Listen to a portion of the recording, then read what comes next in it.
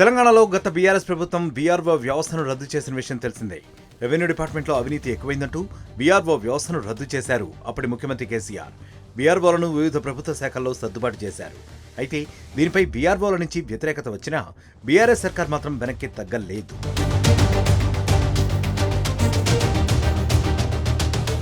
అయితే తాజాగా రేవంత్ సర్కార్ మళ్లీ బీఆర్ఓ వ్యవస్థను తీసుకురావాలని నిర్ణయించింది.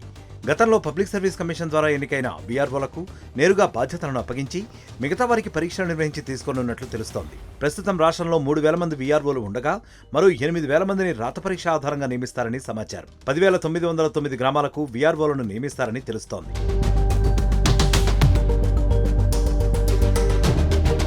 మంత్రి పొంగులేటి సైతం వివిధ సందర్భాల్లో మళ్లీ బీఆర్ఓ వ్యవస్థను తీసుకొస్తామని ప్రకటించారు.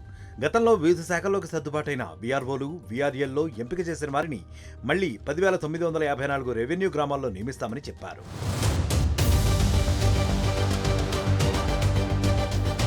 మరిన్ని వీడియోస్ కోసం ఛానల్ ని సబ్స్క్రైబ్ చేయండి. లేటెస్ట్ అప్డేట్స్ కోసం వాట్సాప్ ఛానల్ ని ఫాలో అవ్వండి. ఆ లింక్ డిస్క్రిప్షన్ లో ఉంది.